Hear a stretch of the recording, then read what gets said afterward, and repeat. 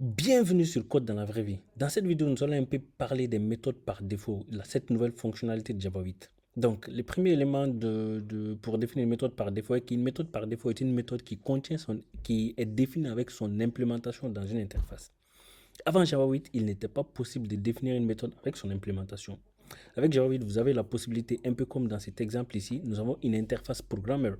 Dans programmeur, on a une méthode qui est définie qui s'appelle type. Bon, genre un programmeur qui tape du code, quoi. Donc, on définit cette méthode par défaut ainsi avec les mots-clés default. Ça, c'est déjà les premiers éléments qu'il faut noter. Donc, pour préciser, en fait, au compilateur ou même à Java en général, qu'une méthode est par défaut, il faudra commencer la méthode en la déclarant avec les mots-clés default. Ainsi, on définit la suite de la méthode comme on sait le faire dans une interface. La seule particularité est qu'on peut aussi ajouter l'implémentation de la méthode. Donc, vous aurez compris qu'une méthode par défaut ne peut pas contenir d'état, étant donné qu'on ne peut pas instancier une interface. Bon, un état genre un attribut, quoi. Donc, elle va juste taper du code, elle va juste vous permettre de préciser du code qui sera indépendant, en fait, de n'importe quel attribut. Ainsi, pour utiliser une méthode par défaut, il y a quelques éléments qu'il faut savoir. Le premier élément à noter est que la méthode par défaut ne peut pas ne peut pas correspondre en fait au prototype d'une méthode de la classe object. Étant donné qu'une interface, par essence, est redéfinie par une classe, et toutes les classes héritent de la classe object de Java. Il y a certaines méthodes qui sont déjà dans la classe object, telles que la méthode compare, la méthode equals, la méthode clone. Ce qui fait qu'on ne peut pas définir une interface fonctionnelle avec une méthode qui correspond exactement en fait à un prototype de ces méthodes directement, parce que l'implication est que la méthode sera automatiquement redéfinie en fait, étant donné que toutes les classes vont hériter d'objects. Une méthode qui est définie d'object, quand tu implémentes une interface qui redéfinit cette méthode, l'implémentation de la classe object va automatiquement surcharger, ou redéfinir, pardon, cette méthode au sein de votre classe.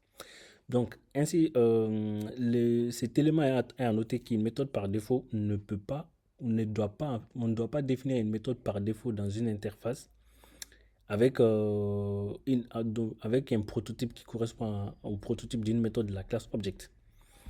Maintenant, la question que vous posez en fait, pourquoi avoir introduit des méthodes par défaut? Et pourtant, on était bien déjà avec les interfaces sans implémentation par défaut.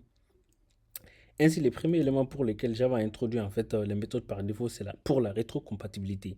Imaginez que vous êtes fournisseur d'une librairie. Il y a plusieurs milliers d'utilisateurs qui utilisent votre librairie. Et vous avez besoin d'ajouter une nouvelle fonctionnalité. En tout cas, vous avez besoin d'étendre une interface sans pourtant casser les clients, le code des clients qui utilisent votre librairie. À travers les méthodes par défaut, vous pouvez bien ajouter une implémentation par défaut dans votre interface et tous vos 1000 clients n'auront pas besoin de redéfinir pour migrer vers la nouvelle version de votre librairie. Donc ça, c'est pour gérer la rétrocompatibilité, on peut utiliser les méthodes par défaut. Le deuxième point est la méthode optionnelle. En fait, la méthode optionnelle, c'est quand vous avez une interface qui contient certaines méthodes dont toutes les implémentations n'ont pas besoin. Donc, dans ce contexte-là, on peut utiliser une méthode par défaut avec une implémentation qui lance une exception.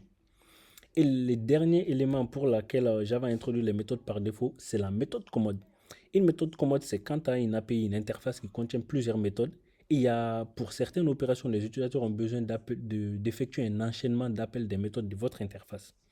À travers une méthode commode, en fait, vous pouvez juste définir une méthode par défaut qui va faire appel en fait aux autres méthodes de l'interface pour pouvoir répondre aux besoins des clients. Donc, ce qui va permettre d'éviter pas mal de ce qu'on appelle du boilerplate dans du code. Donc, c'est comme une méthode utilitaire au sein de l'interface qui utilise les autres méthodes de l'interface.